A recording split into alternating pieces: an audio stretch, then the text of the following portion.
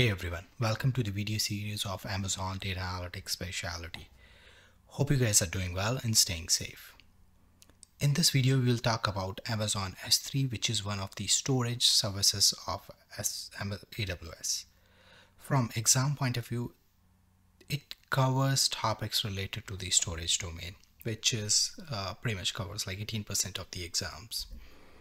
In this video, we'll talk about the following topics of S3. The first one is what is AWS S3, benefits and features of S3, various storage class available in S3 for different use cases.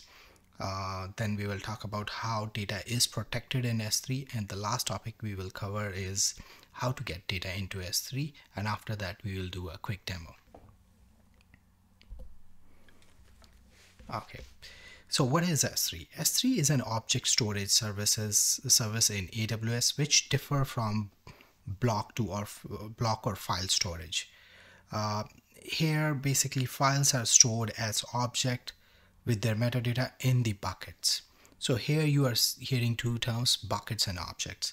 So what is basically like from any object storage perspective, these are the primary components. Bucket is basically container in which objects are stored, and as we can see in this picture on the left side, there is a bucket which have three objects in three different shapes like rectangle, circle, and a triangle. And so a bucket, like for imagination point, it's a bucket which have three objects, but basically bucket is a container in which is a container in which objects are stored. And if we talk about an object is basically a file of any type. It could be a media file, it could be like a CSV, Parquet, any type of files which have some metadata associated with them. And these objects can be up to 5 terabytes. Basically, a file of 5 terabytes can be stored in these buckets. And just to like make it more simple, or like if we think it in the layman's language, that the bucket is basically, it is the top level folder. It's not a folder, but you can think it as a top level folder. And object is a file that hosted in that folder. So basically bucket is a top level folder, and a object is any file that is hosted in that folder. And here we identify these objects or files by a key, which we'll see in the demo. Like, what is a key? Key is basically a unique identifier of the object. And then, like, some of you might be wondering, like, can we have a folder under buckets, like a folder within a folder, pretty much like we have in our file systems? So technically speaking, it's not possible because S3 have a flat structure instead of a hierarchy like a file storage. However, for the sake of organization simplicity, S3 consoles support the folder concept, basically meaning like grouping of objects together. So for example, let's say we have 3 objects in our bucket. So let's say bucket name is I'm just saying, like, let's say bucket is ABC, and in that ABC bucket we created a folder named logs, and in logs we created like 3 different objects: date1.txt, date2, date3. So here, like in the console, it looked like logs is a folder, but if we try to understand technically, it's not a folder. Actually, it from naked eye, it looked like a folder, but it's not a folder. It's basically introduce a new concept called prefix. So here, like logs is the prefix, and date1.txt is the object, date2 is the second object, and date3 is the third object. So what is basically an object? Like this new term, that means is like a folder within a bucket. I know, like, might be confusing you guys. It's like, okay, like that at one point he's saying like we can't create folders, but now he's saying prefix is kind of folder. Like just from understanding perspective, like think about it. Okay, bucket is a top level folder, prefix could be a like a subfolder in it, and object is a file.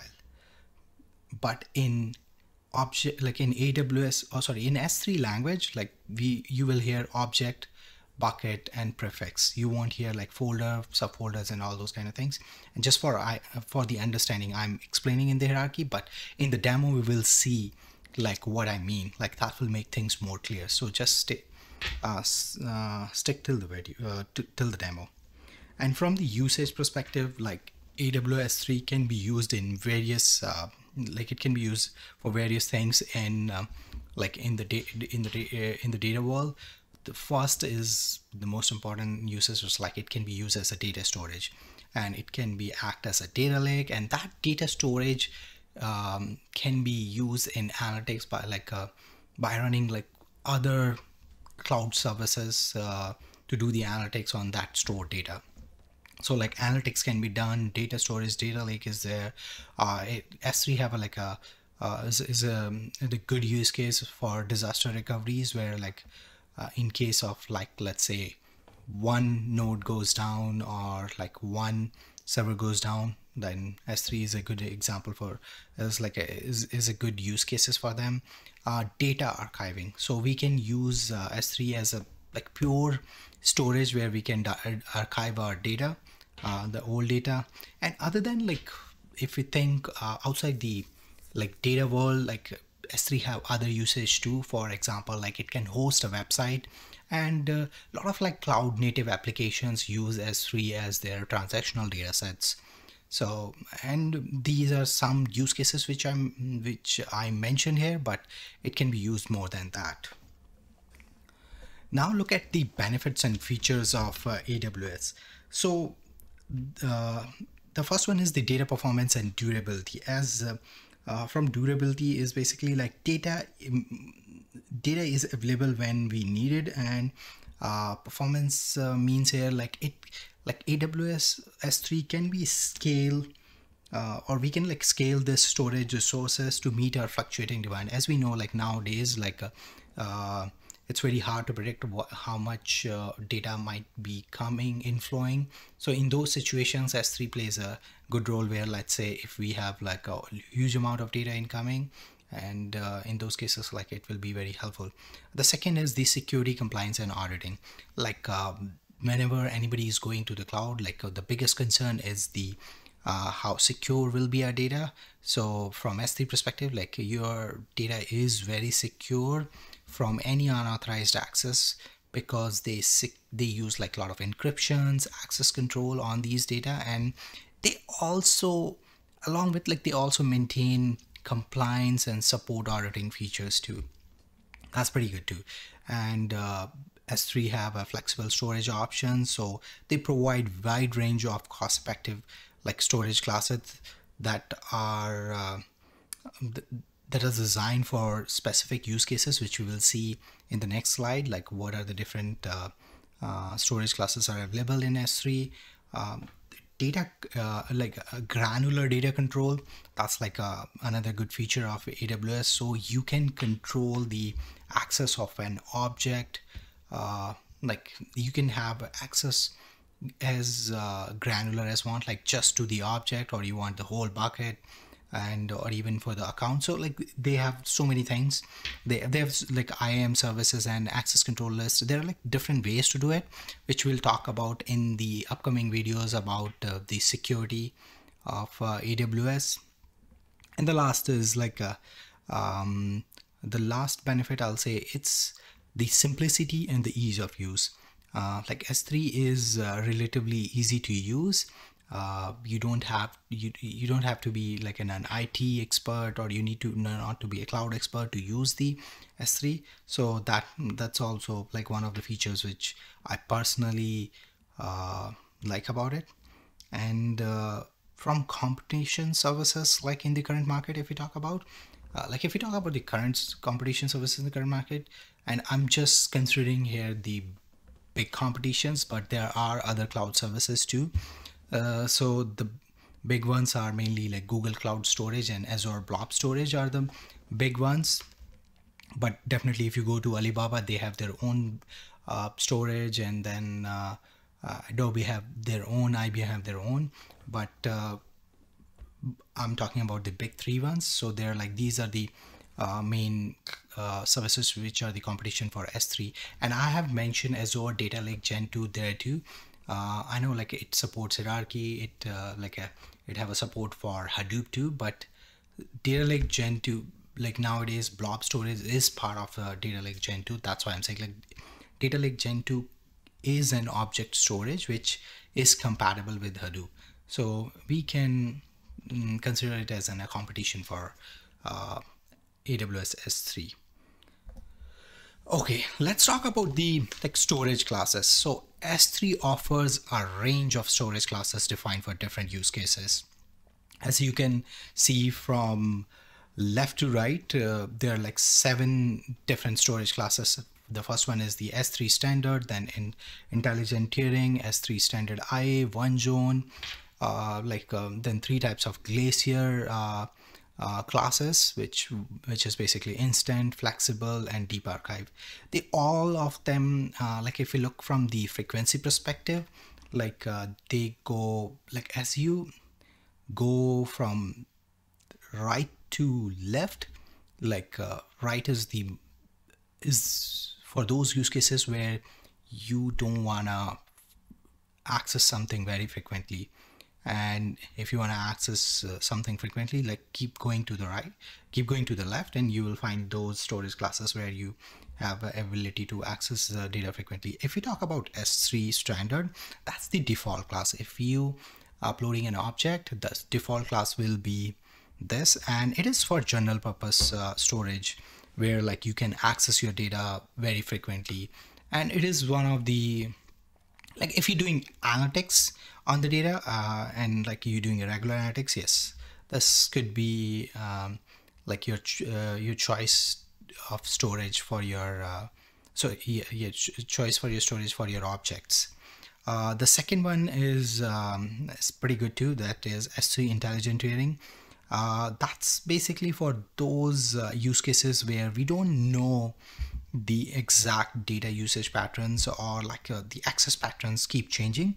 So in those cases, S3 is quite well, and because like it automatically moves or stores the data to different access tiers based on how frequently they are used.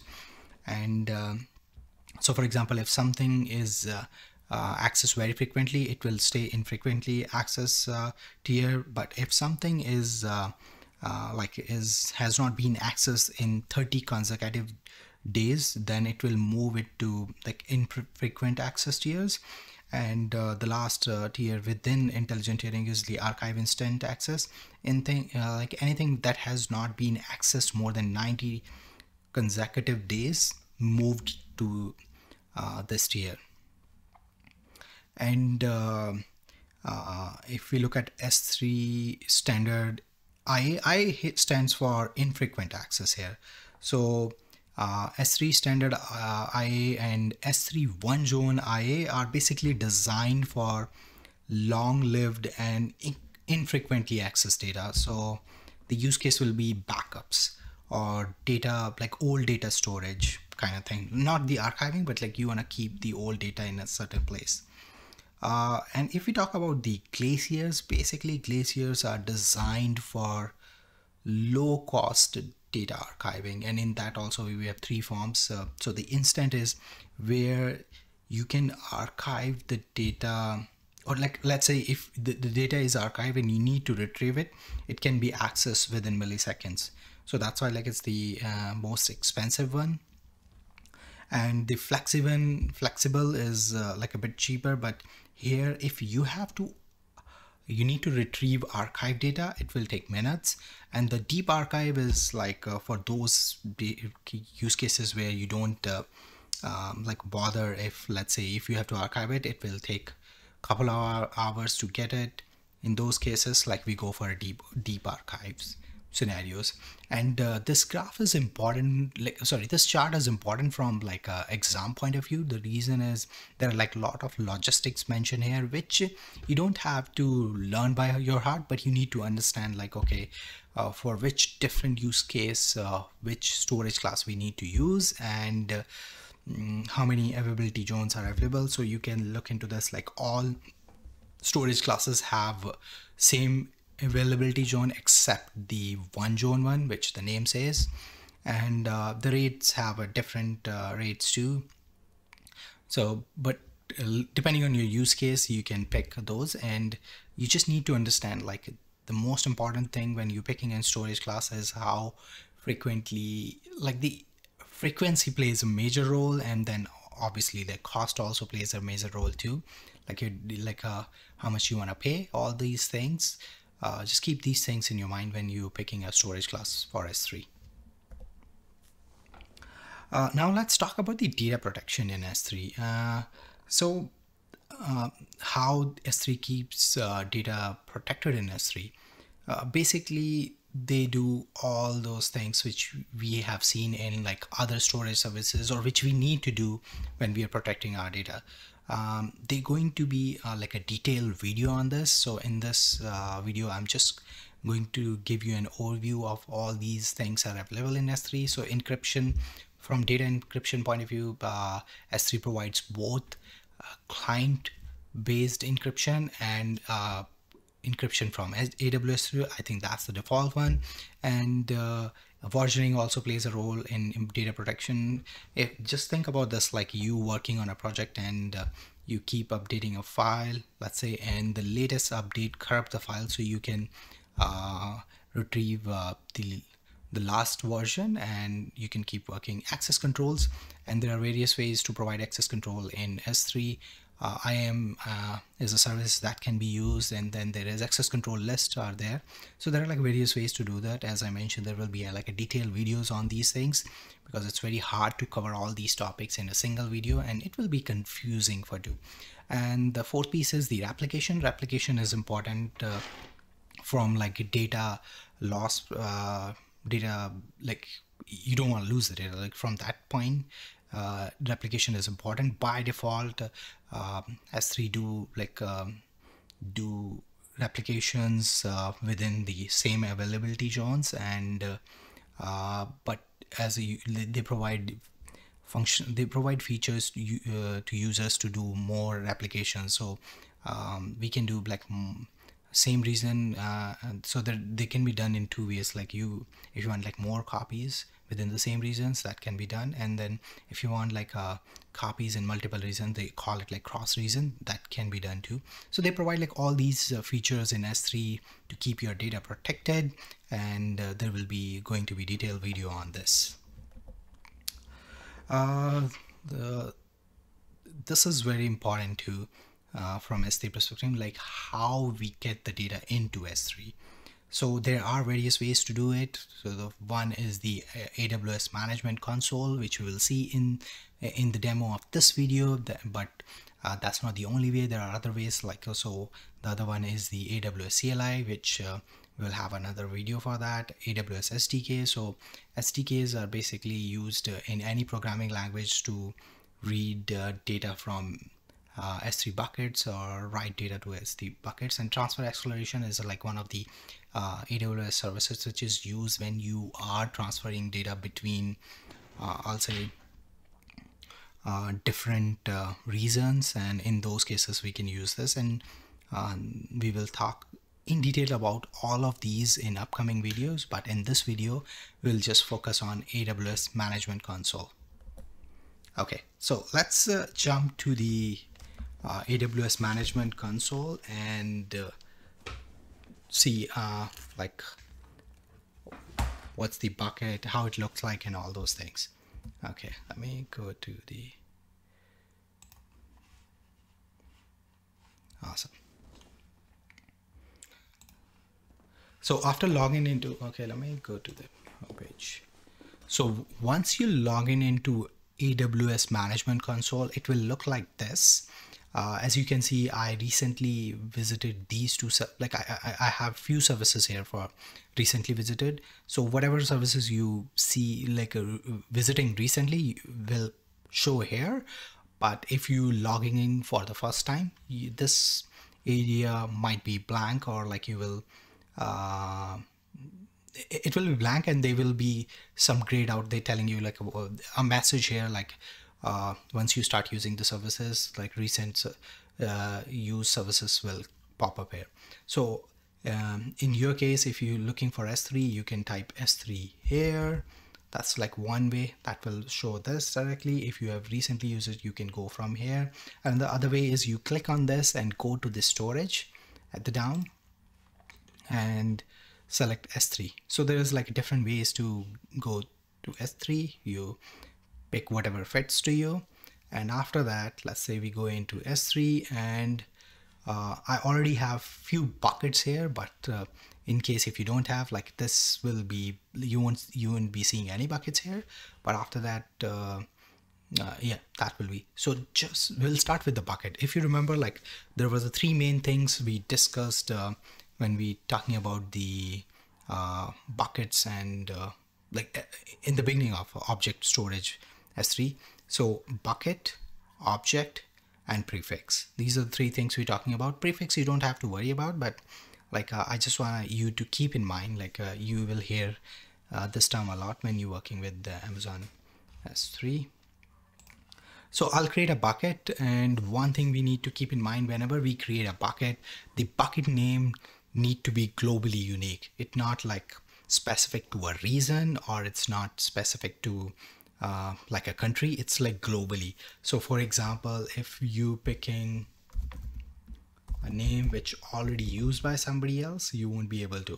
So I'm just giving it a name. So it looks like it's and then so a global unique name for your bucket. The next thing is you need to pick your region. I'm in US East, so I'll pick that, but depending on where you are, pick that region, because like more closer you are to your region, like it will be easy or faster to access your S3 bucket. And object ownership, we're not going to change all these default settings. Like in upcoming videos we will look into this. So this one is the ACL one, which is like access control list, which is related to the control, like access controls of the buckets, but we won't touch it now. And by default, the public access settings for this bucket, or for like whenever you're creating a bucket, like by default public access is blocked. But if you want, you can uncheck and make it public, but I'll keep it that way because that's I just want to show you that. And versioning is disabled. If you want, you can enable it, and we can do this. Let's select enable. And encryption, as I mentioned, like there are two types of encryptions are available, so we won't touch anything. It's just keep it that way, because here the purpose is to learn how to create a bucket through AWS console. So you click on create bucket and it will create a bucket. So you can see here data tech demo 2121, this is the bucket I just created. So, and if I click on this, it does not have any objects, like no objects are available here. So what's the next thing we can do? We can upload some files, and as I mean, an object is just a file which can be uploaded to a bucket, and a file up to 5 terabytes can be uploaded. But one thing in keep in mind, like it's not like you can upload a 5 terabyte from console. For that you need to use multi-part loading. I'll show you that in upcoming videos too.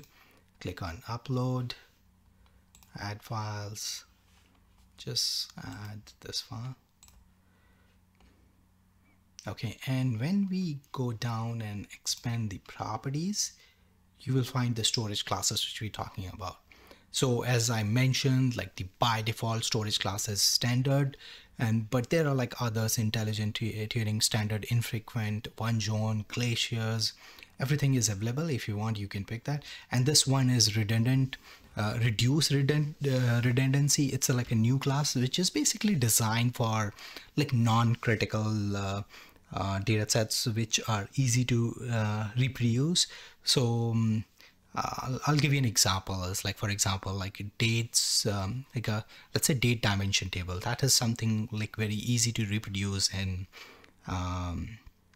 data world. So those kind of things can be kept, like those kind of data, it's just an example, can be stored in reduced redundancy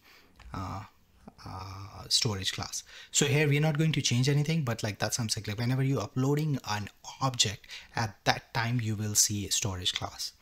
Okay, and after that we don't do anything, just click upload. Good.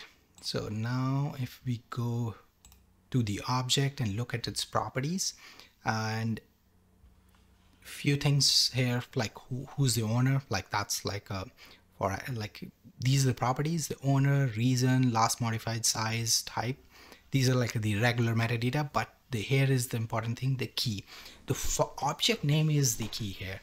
And then we have S3 URL and the object URL. So object URL, if it's public, anybody who have the access to this, they can see it. But as we know, it's not public. So for example, if I click on this, try to open it, I'll get an access denied because it's not a public.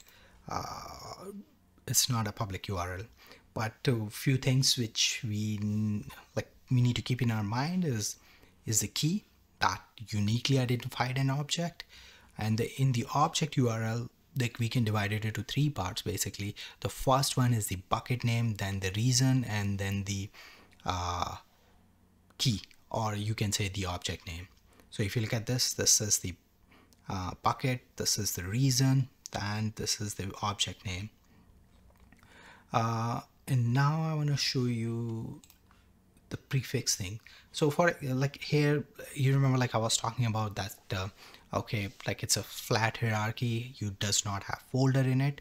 So but in console, just for the organizational or grouping of objects, or like organization simplicity or grouping of, they look like a folder. So you can create a folder here. So for example, let's say create a folder name logs, create folder. Okay, so now you see logs are here, and if we go into this folder, upload files, add files, let's add one file here, upload, and we'll add one more, or let's go here.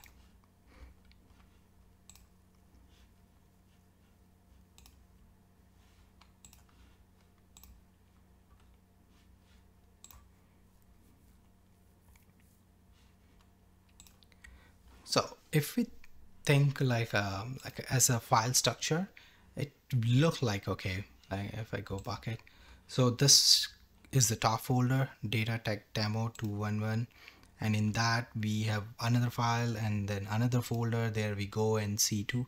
But that's just from the console perspective, because in object oriented, as I keep saying, it's a flat structure, it's not a hierarchy structure. So let me show you something. If we go into this property, like property of this object, sorry, so you will find the key name. Look at this. So here the key is not just the file name, it's like that prefix and the file name. And as I mentioned, the object URL, we can divide it into three parts only, like the bucket, reason, and the name of the file, like a name of the object. So you can find this. Okay, this is my bucket name, this is the URL, sorry, this is the reason, and this is the object name. So it basically just to make it simple, or like to make the understanding simple, it created in this way. Like the file, the key here is the logs / card underscore AD underscore 6 CSV. That's the object here, not just car AD underscore 6.csv. But if somebody look here, they won't be able to figure it out. But if you have to access it, then the way to access it is through this URL. And you can, like S3 URL, object URL, you will find the same thing, like, because Till here, this is the class, this is the object name, and this is the